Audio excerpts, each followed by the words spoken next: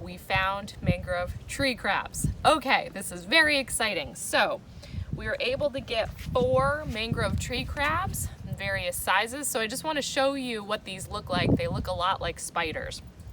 It's interesting, we got some big ones, some small ones. The bigger ones we tend to find down lower on the prop roots because that's where the most food is. So the bigger ones can outcompete the smaller ones and they can have access to more of the food. The small ones tend to be higher up in the canopy, which is where we got them. The small ones actually can be consumed by the big ones. They're cannibalistic.